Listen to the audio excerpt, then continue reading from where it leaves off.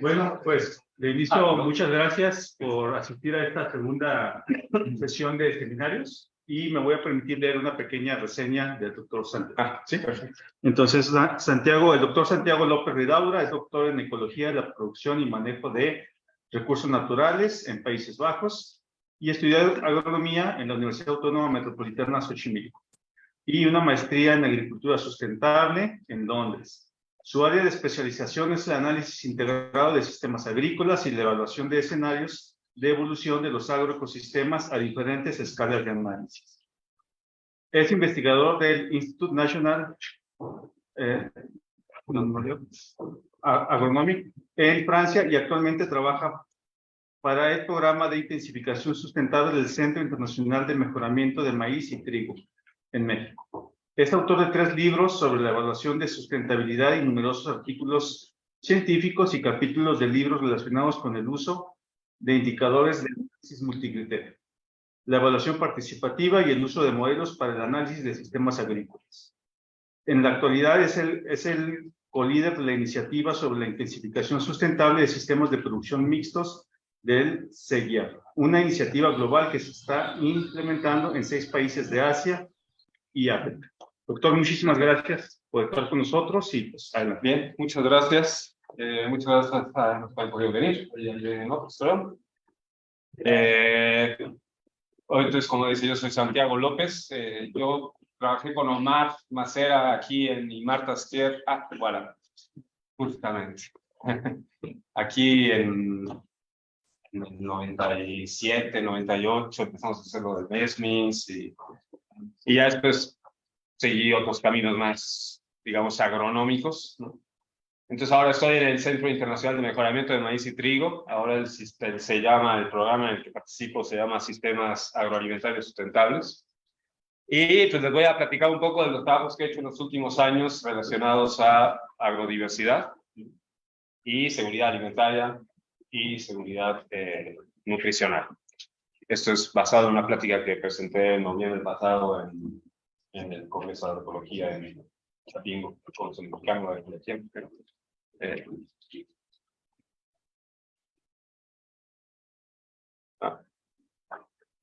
No estoy muy seguro de que esto... Vamos a dar un clic aquí. Pues si no la puedo. Vamos, sí. Ahí está. Bueno, para darles un poco de contexto, entonces como decía en la presentación, ahorita estoy en un proyecto grande de sistemas mixtos de producción agrícola. Y básicamente la argumentación atrás de este proyecto es la idea de que la mayor parte del alimento que se produce en el mundo, especialmente en el sur, viene de sistemas mixtos. O sea, es raro, si no es que, de hecho, nunca en el sur, en México, en África, en Asia, he visto un agricultor que me diga, yo produzco solo este cultivo, ¿no? Un especializado. Por lo general tienen cultivos para comer, cultivos para vender, tienen animales, tienen bosques, tienen trabajo fuera de la finca, y todo eso está de alguna manera relacionado en un sistema de producción agrícola, entonces no especializados. Entonces hay gente como Philip Thornton que hicieron unos estudios globales muy interesantes de sistemas agropecuarios, ¿no? Cultivos animales, en donde dicen que 75% de la leche que se produce en el sur global, digamos, 60% de la carne y entre 45 y 86% de los cereales viene de sistemas cultivos animales, ¿no? O sea, los agricultores, todos los que hemos visto, los agricultores por ejemplo tienen una serie de cultivos y también tienen sus animales. Entonces, cuando tenemos proyectos de investigación antes tenemos proyectos de investigación maíz, otro proyecto de investigación arroz, otro proyecto de investigación producción pecuaria, cada uno con su disciplina, su manera, entonces están viendo de manera aislada ese componente del sistema, pues se pierde todo el contexto a nivel finca, ¿no? A nivel de explotación, unidad de producción familiar, etc. o a nivel paisaje, porque ahí en eso hay varios cultivos, varios animales que están interactuando. Entonces, bueno, eso es relacionado a la agrodiversidad o la diversidad de los sistemas de finca. He hecho unos estudios últimamente relacionados a la seguridad alimentaria y la agrodiversidad y la seguridad nutricional. Y entonces, bueno, nada más para unos conceptos básicos de seguridad alimentaria es en términos de kilocalorías, ¿no? ¿Cuántas kilocalorías necesitamos para mantenernos activos y en vida? Y a cada rato dicen, bueno, no solo son kilocalorías, también son nutrientes. Entonces hay que ver proteínas, hay que ver vitaminas, hay que ver minerales, ¿no? Entonces eso ya es la seguridad nutricional. Entonces ahora lo interesante de la agrodiversidad y la seguridad alimentaria es que se puede ver y nutricional es que se puede analizar a diferentes niveles de análisis, ¿no? Desde la parcela, la finca o la granja o la unidad de producción familiar, ¿no? O el paisaje. Podemos buscar ver la biodiversidad en términos de en una parcela, entonces la milpa, etcétera, la finca que tiene estos diferentes componentes o un paisaje agrodiverso. Ahora, ahora, independientemente del análisis al que estamos analizando, al nivel al que estamos analizando esta agrodiversidad, lo que sabemos es que, bueno, existen múltiples componentes, ¿no? Entonces, dentro de un paisaje hay agricultores, dentro de una unidad de producción familiar hay diferentes subsistemas o componentes, al interior de una parcela hay diferentes cultivos, ¿no? En todos estos niveles hay una estrecha relación entre los diferentes componentes, en la milpa, etcétera, en los cultivos asociados o la finca, ¿no? Con mucho mecanismo de retroalimentación, cuando pasa algo en un componente afecta a lo que pasa en otro componente, que pues, están estrechamente ligados con importante retroalimentación. Y además, normalmente, los agricultores no es nada más generar ingresos económicos, o no es nada más generar comida, sino normalmente tienen diferentes objetivos, ¿no? Quieren generar ingresos, quieren generar comida, quieren preservar sus tradiciones, etc. Entonces, lo que quería ahora es compartir algunas experiencias de investigación relacionadas a este análisis de sistemas agrodiversos y su contribución en la seguridad alimentaria y nutricional. Y para eso, principalmente, estudios hechos en Guatemala y México. Metiendo un poquito en la milpa, que es un poquito digamos, el elemento fundacional de la agricultura campesina en esta zona. Entonces, en 2019, creo, hicimos una encuesta en Guatemala a casi 1,000 agricultores y tratamos de entender sus sistemas agrícolas, cómo funcionaban, ¿no? Entonces hicimos un análisis multivariado para hacer una tipología de agricultores y sacamos diferentes tipos de fincas, ¿no? Productores de maíz y café con altos insumos. ¿Vale? Productores de maíz o de maíz y café especializados, diversificados, café y maíz, puros especializados en café, especializados en maíz, ¿no? Y algunos que eran lo que ellos llaman de infrasubsistencia, muy chiquitos, ¿no? Entonces pudimos distinguir diferentes tipos de sistemas agrícolas en esta región del altiplano occidental de Guatemala. Empezamos a describir los tipos de manera participativa con algunos técnicos y agricultores y empezamos a ver eso, los diferentes componentes, pecuario o agrícola o el bosque, y las diferentes interacciones entre los diferentes componentes. Entonces, hay sistemas más simplificados, sistemas mucho más diversificados, ¿no? Con bosque también, tiene estanques de peces, ¿no? Tiene producción de papa, zanahoria, maíz, coliflor, repollo. Entonces vemos que hay una gran diversidad de componentes y muchas interacciones entre estos diferentes componentes a nivel de la unidad de producción familiar. Ahora, con esa base de datos que teníamos, que eran al final fueron casi 1,000 agricultores.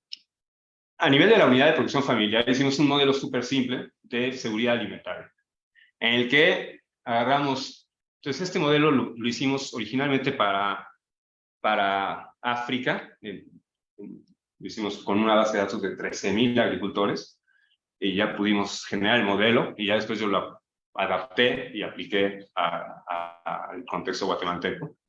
Y en este modelo es súper simple, ¿no? Donde decíamos, era solamente para seguridad alimentaria, o sea, solamente de kilocalorías, no estamos viendo nada de nutrición ahí. Entonces básicamente era todo lo que producían, ¿no? Y consumían, era lo que tenía disponible el hogar en kilocalorías, ¿no? Por año. Y todo lo que vendían, lo que hacíamos es para cada contexto, en el contexto de Guatemala, lo traducíamos a maíz, ¿no? Como si todo el café que vendían, o la zanahoria que vendían, el repollo que vendían, lo traducíamos a maíz y lo convertíamos en kilocalorías. Entonces al final todo lo hacíamos en potencial kilocalorías, ¿no? Entonces por eso esa es la disponibilidad potencial total de kilocalorías. Veíamos la familia en términos de su tamaño y composición, su demanda energética, y sacábamos el PSA, la disponibilidad potencial de alimentos, ¿no? Entonces es un modelo que ya lo hemos estado desarrollando y aplicando para muchas bases de datos en muchos lugares, y bastante robusto, muy simple. Queríamos algo simple. Entonces aquí vemos, por ejemplo, esos son todos los agricultores, desde el que tiene la menor potencial de disponibilidad de alimentos, ¿no? Al que tiene la mayor, ordenados en creciente, y vemos las diferentes fuentes de qué es lo que genera estas kilocalorías, ¿no? Entonces vemos que toda la parte verde son los cultivos que consumen, de hecho, ¿no? Que se acerca bastante al 1, o sea, esto sería esta raya querría decir que satisface sus necesidades en términos de kilocalorías. Lo que encontramos para empezar es que 52% de los hogares en el altiplano guatemalteco no podían obtener su seguridad alimentaria a punta de lo que producían, ya sea vendiendo o consumiéndolo directamente, ¿no? Vemos que muchos de estos agricultores que sí son en seguridad alimentaria producen cultivos para comer más o menos hasta el nivel de la seguridad alimentaria, y todo el resto es cash, es cultivos comerciales, ¿no? Que van a vender para hacer otras necesidades. Pero entonces es interesante ver que hay algunos de estos que podrían haber producido solo café, ¿no? Y vender todo el café y comprar las kilocalorías, comprar maíz de Sinaloa o lo que sea, y no lo hacen, ¿no? Todo el mundo se mantiene con un mínimo de producción propia para consumo propio. Bueno, también aquí vemos que comparado con los modelos el estudio que habíamos hecho en África, donde la parte de animales era importante, pues en Guatemala sabemos que en estas zonas la parte pecuaria es bastante menos importante, ¿no? Asuntos de culturales y de tierra, etcétera. Entonces vemos que la parte pecuaria, o sea, lo rojo, es bastante poco, y lo que venden y consiguen a partir de vender ganado también es muy poco. Ahora, cuando agarramos estos 1,000 agricultores y los hicimos en diferentes, digamos, cuartiles, ¿no? Tenemos los que son, habíamos dicho que eran 2,500 kilocalorías por persona por año lo que se requería. Entonces, digamos que estas dos clases, ¿no? Son los que no logran la seguridad alimentaria, y esas otras dos clases son los que obtienen la seguridad alimentaria. Y vemos la contribución de los diferentes, pues obviamente estos dos están comiéndose casi todo lo que producen, algo viene de vender y algo viene de los animales, ¿no?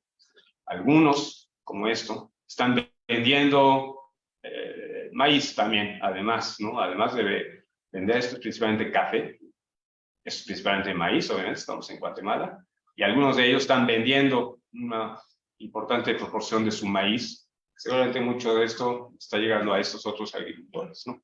Entonces, podríamos ver que tenemos una interesante distribución de la seguridad alimentaria y de lo que contribuyen los diferentes productos.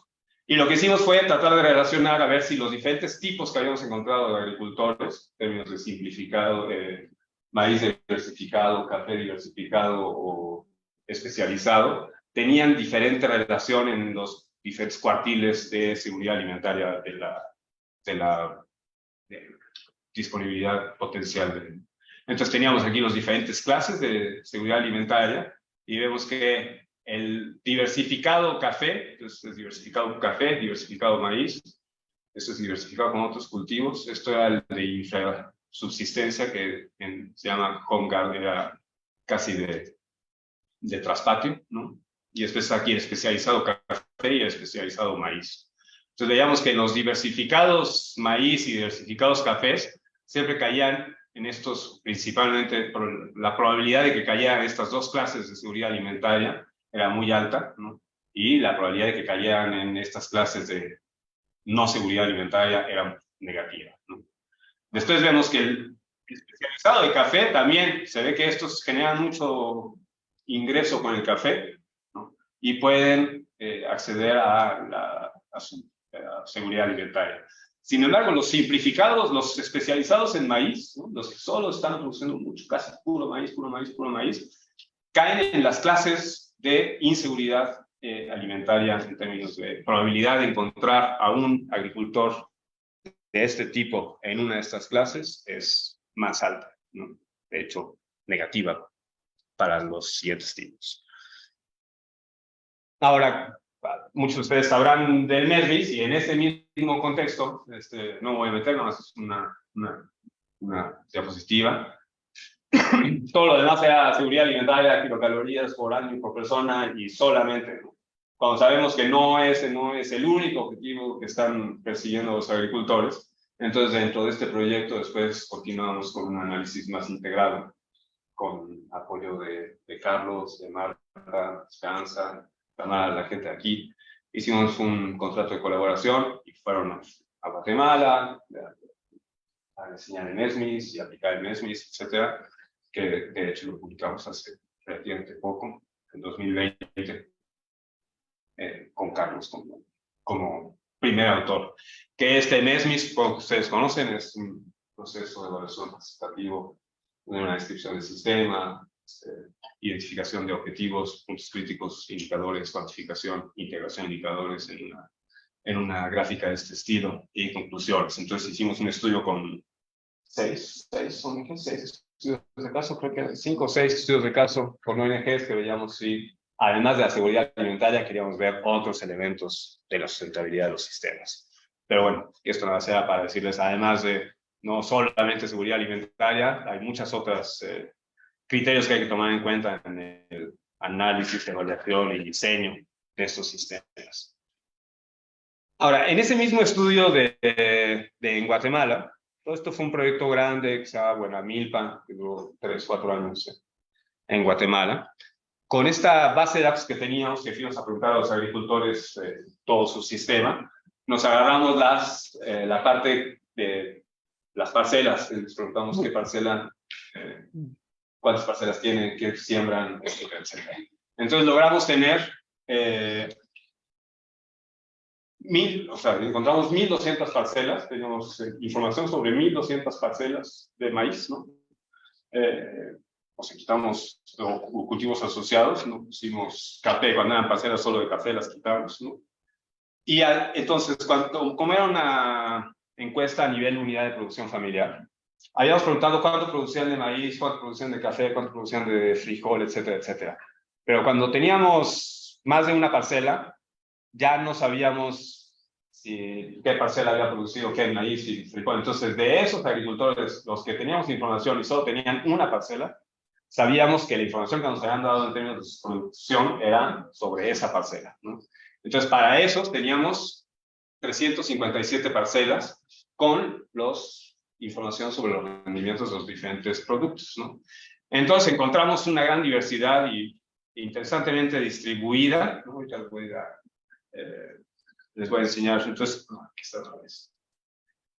Entonces, encontramos, por ejemplo, de estas 1.200, esto es cuando teníamos las parcelas, o sea, sin saber el rendimiento. Cuando redujimos la muestra era porque queríamos saber el rendimiento en términos de quintales por hectárea. Pero solo para saber qué había como sistemas de cultivo, teníamos 1.200 parcelas, ¿no? Que si juntábamos todo, teníamos 200 hectáreas, o sea, 0.17 hectáreas son parcelas chicas, pues, en la región, ¿no? Y de esas teníamos, no veo nada yo. Teníamos, bueno, 68% de las parcelas, que era 73% de la superficie, en policultivo. O sea, 70% de las parcelas, 7 de cada 10 parcelas no estaban en maíz solo, sino estaban en milpa, algún tipo de milpa. Y solo teníamos el resto del 30% en maíz en monocultivo, ¿no? Y ya cuando empezamos a ver, bueno, ¿qué cultivos tenían adentro? Encontramos una diversidad impresionante, ¿no? Maíz frijol, maíz haba, maíz papa, maíz calabaza, maíz árboles frutales, maíz vegetales. Después de maíz frijol, teníamos maíz frijol y calabaza, maíz frijol y papa, maíz frijol y haba, maíz frijol y árboles frutales. Y así nos vamos, ¿no? Después maíz, frijol, calabaza, tenemos maíz, frijol y calabaza, pero también tenemos maíz, frijol, calabaza y haba, ¿no? En 18 parcelas. Y entonces vemos la gran diversidad, principalmente relacionado a papa, ¿no? Mucho con papa, mucho con calabaza.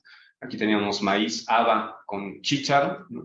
Maíz, haba y maíz, haba con chícharo. Maíz, calabaza, haba, ¿no? Maíz, papa, haba, maíz, papa, vegetales. O sea, vemos la gran, o sea, me impresionó cuando vi la gran diversidad de milpas que podíamos encontrar en un espacio bastante reducido, de 2, 3 provincias del altiplano occidental guatemalteco.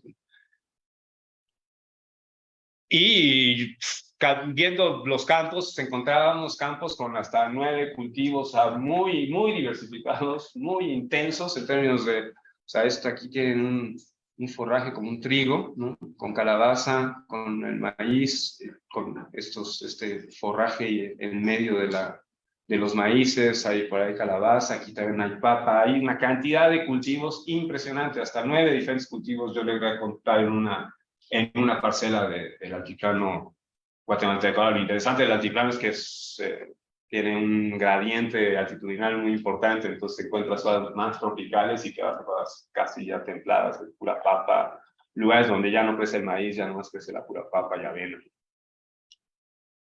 Entonces, cuando de los casi de los 1.200 parcelas, al final teníamos eso, 300 y bacha con datos de rendimientos, porque se asociaban a una parcela, un agricultor, entonces todo lo que producía sabíamos que venía de esa parcela.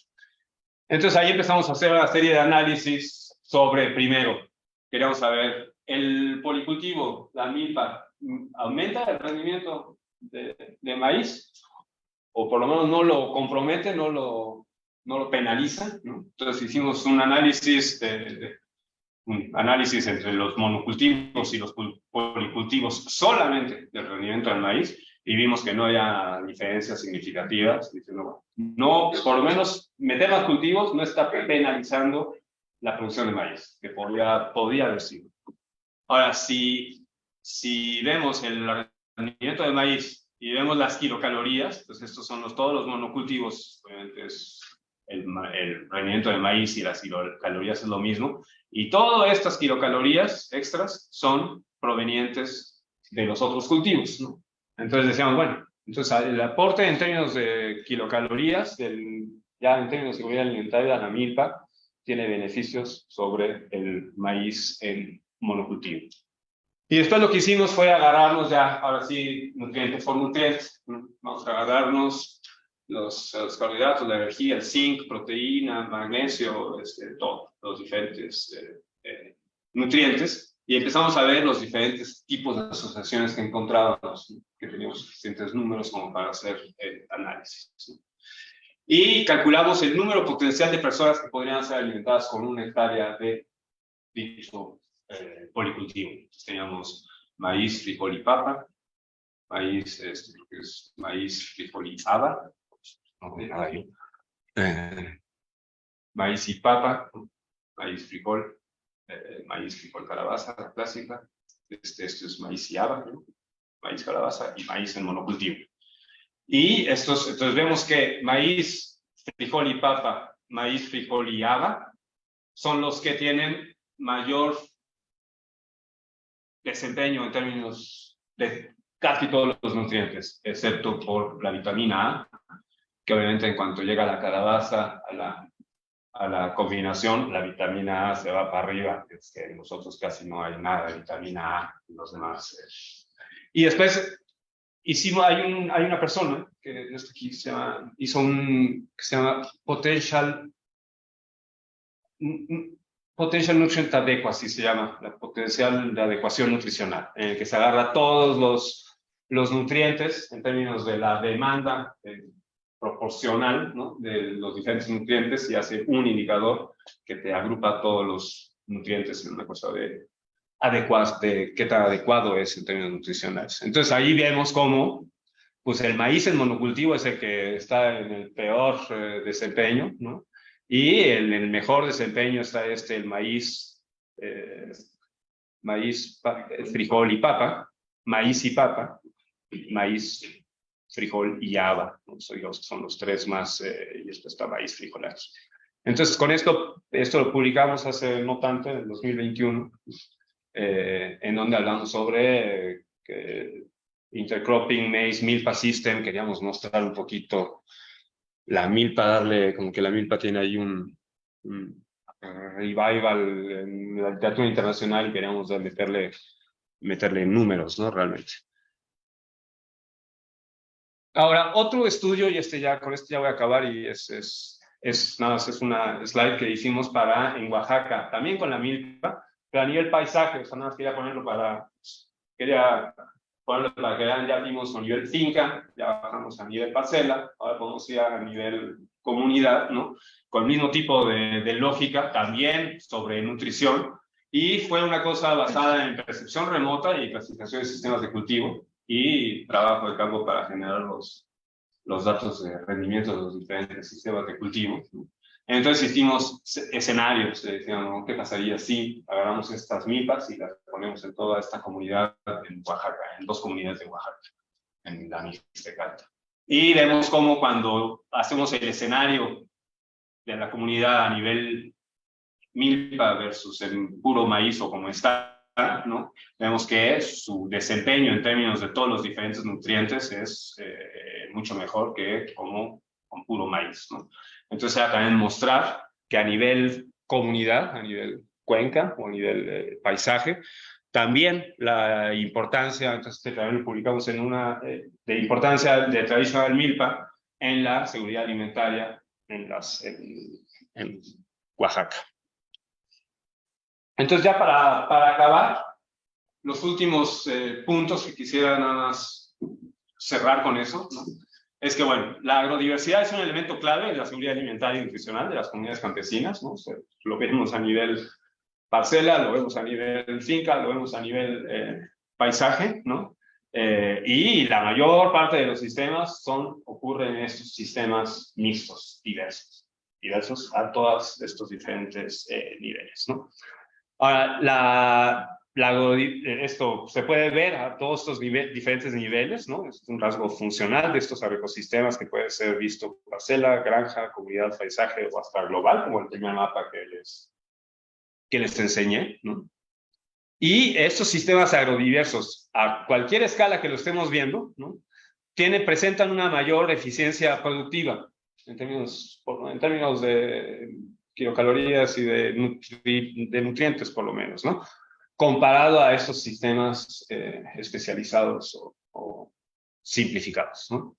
Ahora, asumimos o hipotesizamos que esta eficiencia se debe a esta estrecha relación entre los diferentes componentes del sistema, entre los diferentes cultivos a nivel de la parcela, los diferentes componentes productivos en la finca, etcétera, ¿no?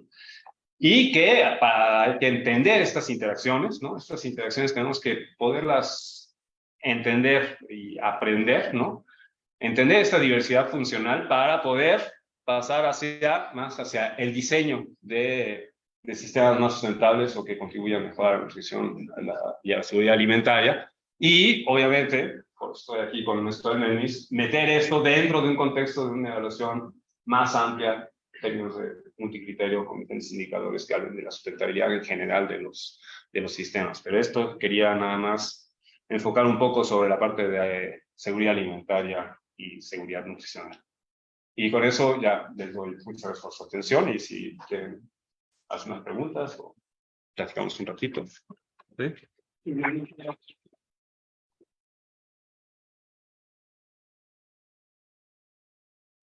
Bueno, pues vamos a abrir la sección de preguntas. Tenemos mucho tiempo. Entonces, ahorita de momento en YouTube y Facebook no tenemos preguntas, pero iniciamos con Diego, luego Ellen y luego Pablo. Sí, adelante.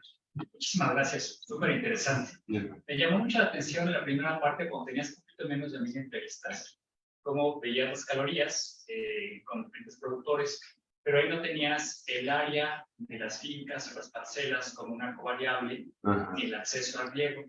Entonces, me imagino que eso está dando vuelta por muchos lados. Entonces, lo que no está en la gráfica, ¿qué nos puede decir sobre la superficie con lo que cuentan los productores en cuanto a la Sí, realmente tiene mucho que ver, o sea, al final tiene mucho que ver con el área, ¿no? Riego es muy limitado el riego, pero sí, esto tiene que ver, o sea, tiene que ver, al final tampoco sabemos muy bien si... ¿Dónde es? Creo que... Aquí, ¿no? Entonces sí, estos... tiene mucho que ver con el área, o sea, en términos de estos agricultores, los cafeteros en general tienen áreas más grandes, entonces tiene que ver con el área y con la idea de que están produciendo café, están generando web de dólares, de quetzales y están comprando. Y lo que sí está claro es que estos que ellos les llaman en Guatemala, los colegas de ICTA le llaman de infrasubsistencia, y en nuestra tipología, este de acá que se llama HF, en realidad nosotros decimos Home Garden Farming Systems, algo así, no como pero ellos sí tienen, pues ya vimos, ¿no? Tienen, o sea, en la de la milpa tienen 0.17, o sea, 0.17 hectáreas, de los datos que ya digamos números, que eran, tenían una parcela, etcétera, 0.17 hectáreas, eso. Aunque también estos de acá arriba tampoco es que tuvieran 20 hectáreas, ¿no? Digo, había ahí por ahí de 5 hectáreas, 4 o 5 hectáreas, pero bueno, 0.17 versus 4 hectáreas. Entonces sí, tiene mucho que ver con el área y con lo que produce.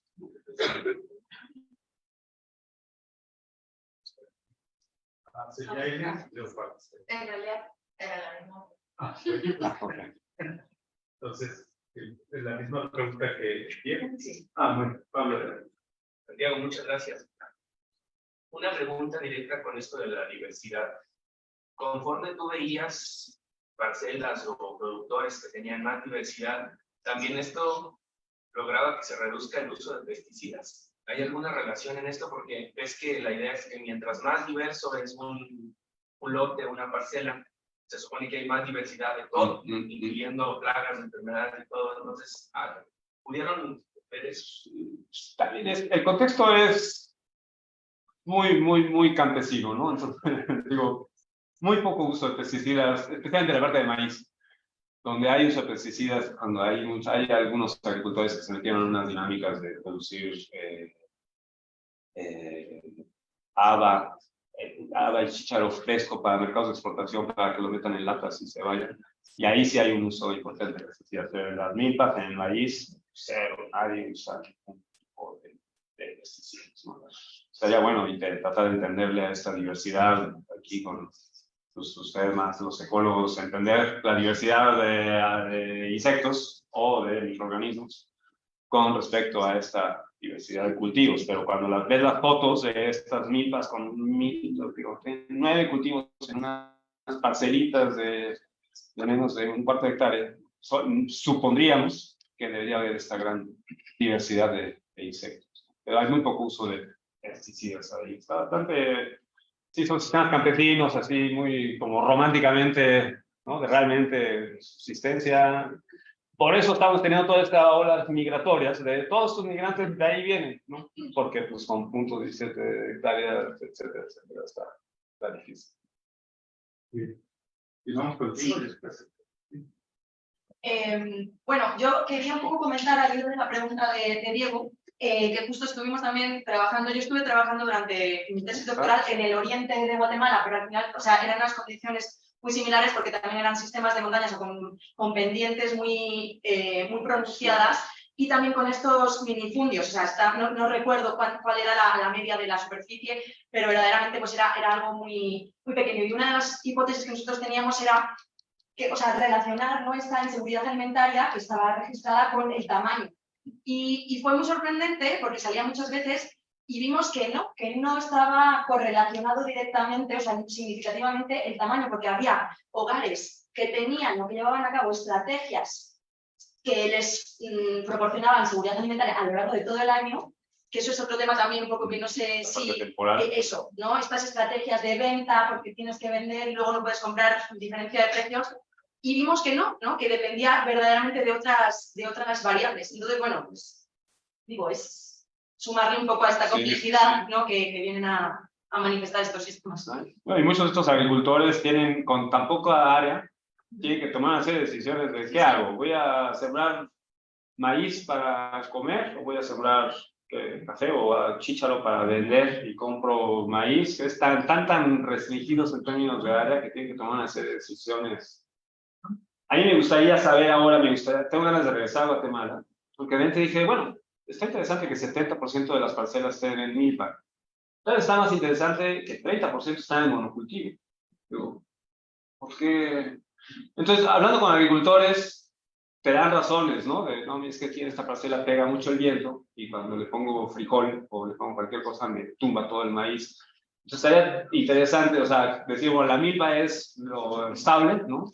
Pero ese 30% de parcelas que están en monocultivo, está interesante saber por qué simplificaron los sistemas de producción cuando tradicionalmente era milpero. También puede ser un asunto de área, también veíamos eso, ¿no? Más chiquita el área, más diversificación.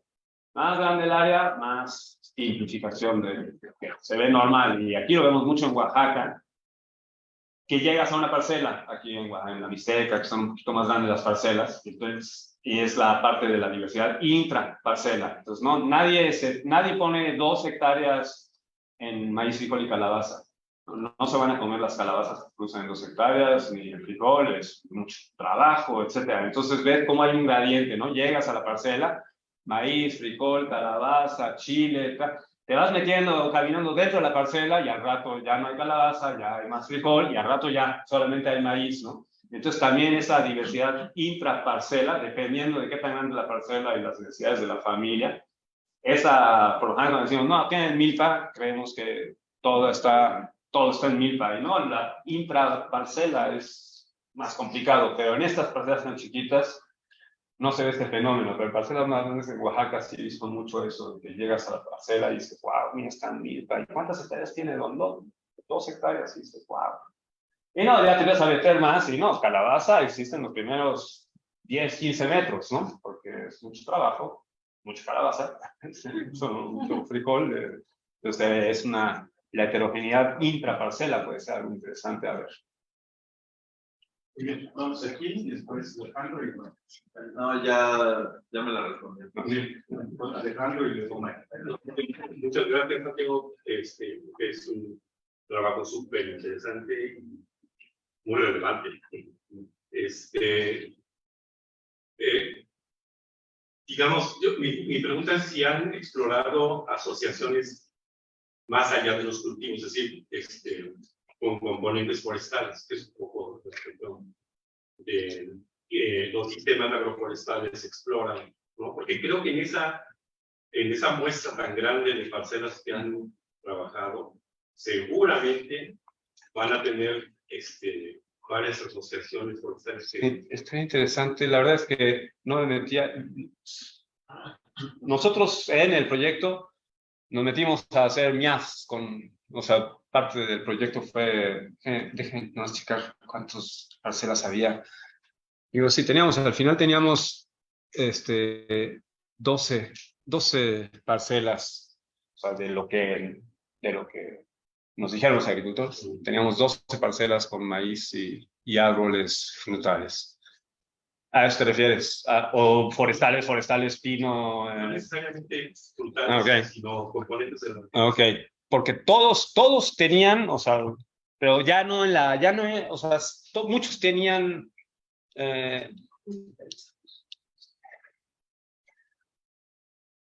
está esto. Todos tienen bosque, ¿no? Un pedazo de bosque, y todos usan lo que es la brosa, ¿no? Se agarran todo, es como todo la hojarasca, y la usan mucho para los animales, o sea, sí están bien integrados. En todos los sistemas teníamos estas cuerdas de bosque, y bastante, también el bosque, 0.5 hectáreas, encino, no sé qué, y la famosa brosa, que se lo usan para todo, para llevarlo para compostear, como composta o como para cama para los animales. Entonces sí existe esta integración a nivel, digamos, manejo, ¿no? No a nivel físico de que estén los árboles y el maíz y eso solamente en términos de árboles frutales. Y nosotros hicimos parte del proyecto, un poco, pues ahí ya, después de unos años empiezas a conocer bien a los agricultores, a los técnicos, y ya se permiten pedirte cosas. Entonces hablamos con ellos, vimos MIAF, llevamos a Isabel Cortés allá a dar un curso sobre MIAF, y instalamos, ya no me acuerdo, con 1000 árboles, como con 40 diferentes agricultores en una zona. Todavía de repente me mandan fotos con su durazno en producción. Pues parecería que algunos de esos árboles sí pegaron, sí funcionaron, con MIAF ligeramente adaptado, porque cuando les dijimos MIAF y vinieron los del INIFAP, les enseñaron MIAF, y como el MIAF tiene estos árboles un poquito cerrados, muy densos y podados de cierta manera, entonces ellos siempre piensan, aquí en el INIFAP y el MIAF, casi siempre piensan en una especie de árbol, ¿no? Tejocote, durazno. Y los agricultores ahí dijeron, no, tenemos muy poquita área como para, entonces quedó mejor uno de limón, uno de tejocote, uno de durazno, uno de aguacate.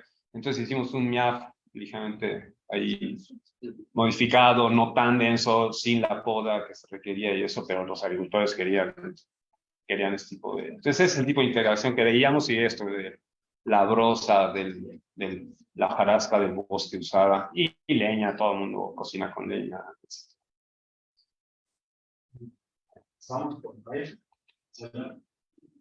Primero, hola, Santiago. ¿Qué tal? Primero que nada, felicitaciones porque ya le pudieron poner números a todos los beneficios alimentarios de la milpa con todas sus facetas. No había esos números y era difícil de argumentar, pero pensando en la agricultura más como modo de vida, pues sí ves que es preocupante que hay mucha necesidad de estos cultivos que dan dinero, porque ya para vivir de eso te da básicamente, o sea, con muy buena comida, pero la vida es más que comida. Y pues sí vemos cómo por aquí también, en un contexto completamente distinto, lo estamos viendo ocurrir, con toda la desaparición de la agricultura anual, ni se diga la ganadería, que prácticamente, y se le está apostando muy fuerte solo al cultivo, que deja muchísimo lugar. ¿Cómo ven ustedes eso? Yo creo que ese fenómeno, digo, al final, sí, la gente está haciendo eso, prefieren comprar maíz de Sinaloa, una cantidad de maíz traficado de México hacia Guatemala, maíz de Sinaloa, así, maíz de Sinaloa, y eso es maíz que entra de manera ilegal a Guatemala en grandes containers. Y sí, digo, la opción, cuando tienes 0.17 hectáreas, no te vas a poder nutrir. Entonces la gente está tentada a hacer coliflor o brócoli para vender y comprar ahora sí el maíz. Por otro lado, muchos de estos agricultores que los vemos que están produciendo, muchos de ellos no pueden mantenerse con sus 0.2 hectáreas, 0.17 hectáreas. pero es un elemento de seguridad. Entonces, chambean, todo el mundo chambea, migran, traen trabajos. También hay trabajo fuera de la finca y muchos de ellos, los jóvenes, están pues también muy feminizada la agricultura en la región, ¿no? Porque los hombres están moviéndose, construcción, restaurante, turismo, migración pendular, etcétera, ¿no? Y entonces dice, bueno, la agricultura agarra otro rol aquí, ¿no? Ya no es la actividad profesional, ¿no? Sino es una cosa más de seguridad alimentaria con un safety net, ¿no?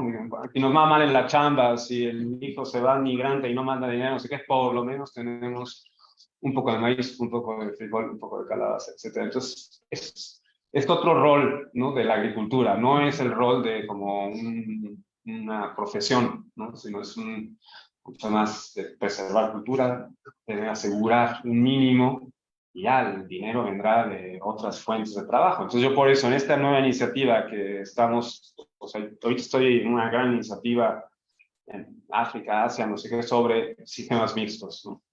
De producción agropecuaria, agrícola. Entonces yo pongo cereales, productos, cultivos de alimentos, cultivos de comercio, animales, en Bangladesh hay mucho pescado, ¿no?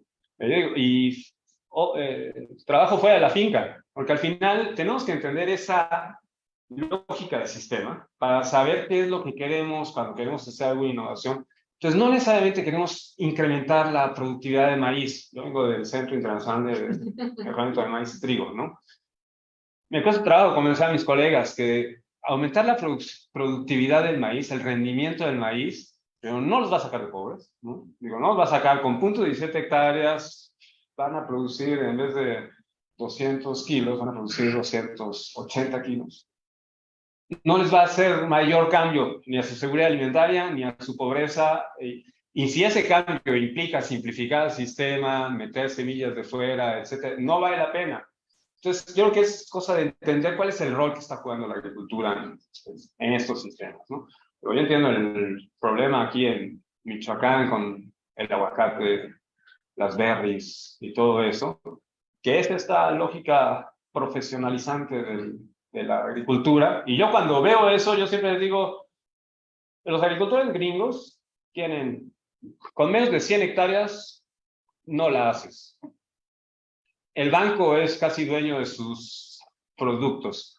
Están subsidiados. Entonces, tampoco ese modelo se oye como, o sea, y el de Sinaloa, tampoco se oye como un exitosísimo modelo. Todo el mundo está endeudado con el banco, tienen que seguirse agrandando y agrandando y agrandando para poder poder vivir de eso. Entonces sí, yo creo que hay que saber cuál es el rol de la agricultura en este contexto y trabajar. Entonces, si en ese contexto, por eso aquí es muy importante la parte nutricional, no solamente la parte de kilocalorías, sino ahí se ve que ellos están pensando en términos de diversidad nutricional, ¿no? Entonces yo creo que hay que tirarle por ahí y tratar de ver qué pasó con este 30% de parcelas que tienen maíz monocultivo, ¿por qué? Y si podemos igual diversificarlas para que generen mejores desempeño nutricional, ¿no? Yo creo que es eso, hay que contextualizar el rol de la agricultura y este es muy particular. Gracias. ¿Teníamos una pregunta, Helen? Pues sí, pero ya casi se contestó con esta última discusión, porque la pregunta original era si ustedes han estudiado la relación que hay entre estos sistemas diversificados de producción y actividades extra a la parcela, ¿no? Y la conformación de las familias, ¿no? Porque mucho se puede entender en función de que el jefe de familia o los hijos grandes de familia se fueron a trabajar a un lugar, se queda la señora con los niños, no puede atender una parcela, aunque sean pequeñas, pero no puede sembrarla completamente de calabaza o cosas así. Entonces es básicamente para mantenerse vivos y no llega dinero, ¿no? Exacto.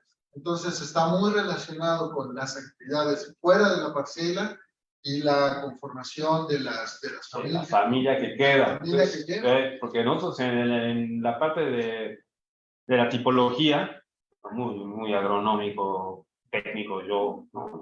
Área, número de animales, número de gente, cultivos. Pero después mi colega socióloga de género, ¿no? Me dijo, oye, me interesaría que me ayudaras con tus métodos estadísticos, pero para entender las características de género e inclusión social de las familias. Y sí, volvimos a correr análisis, principalmente en Oaxaca, también allá en Oaxaca. Y sí, veíamos familias feminizadas y familias envejecidas. Eran altamente diversificadas en términos de las milpas y eso, ¿no?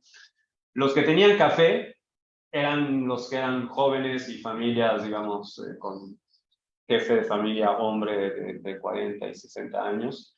Eran los que andaban café, comercio, están en eso, ¿no? Pero todas las familias que sabían, entonces decían familias feminizadas, donde pues, sí, el hombre se fue, salió, migró, o envejecidas, ¿no? O sea, los jóvenes.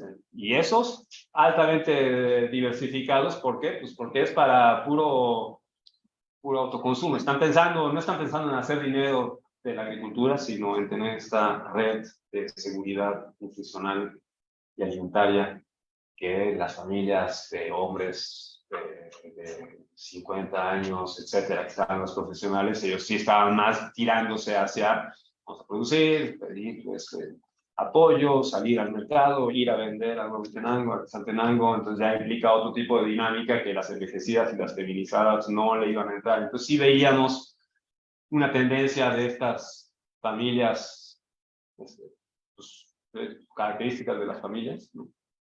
en la diversificación de las parcelas, muy clara, ¿no? ¿Piensas que este conocimiento generado a través de este análisis de diversificación de agroecosistemas y de formación de las unidades de producción pueda tener alguna influencia o no ser pagada en la definición de políticas de gobierno? Sí, eso Pero no han hecho nada.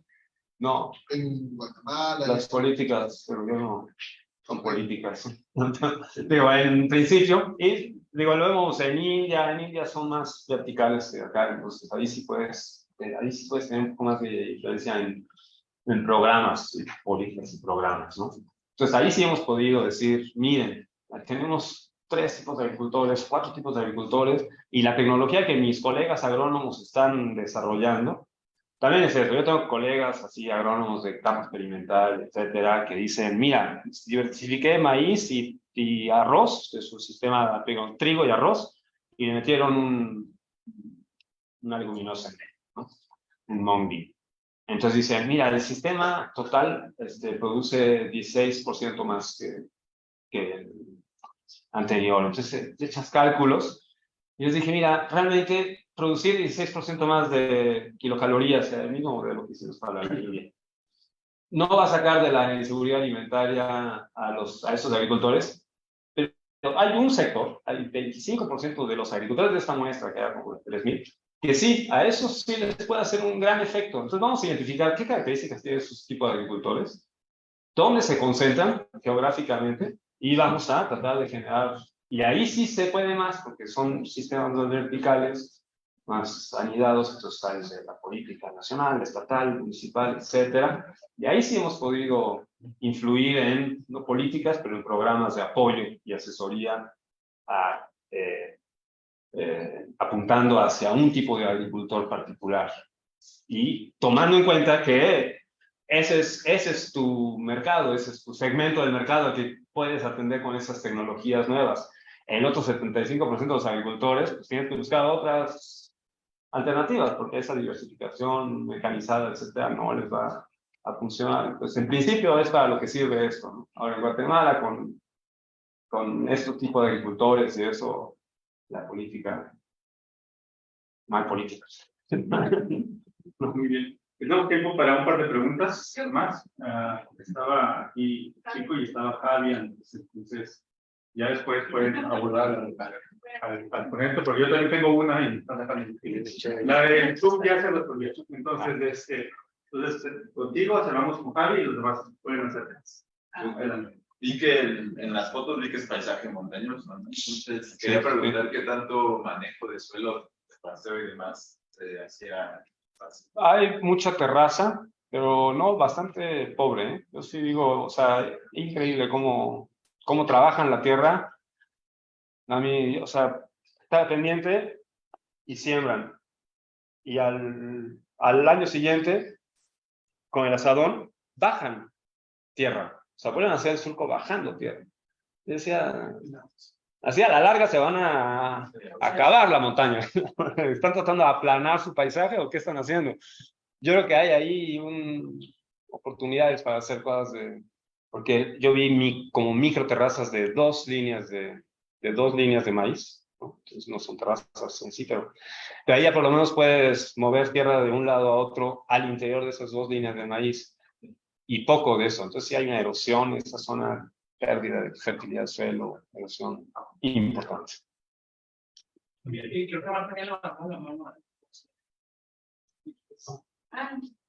Bueno, sí, sobre el tema de la seguridad alimentaria, bueno, la calidad nutricional o de la dieta, siempre viene de la parcela, ¿no? El potencial de la parcela para el equilibrio nutricional. Pero, ¿y han hecho algo, o sea, correlacionado o han podido trabajar con gente de salud para ver si efectivamente están desnutridos? Si no están desnutridos, a lo mejor los nutrientes vienen.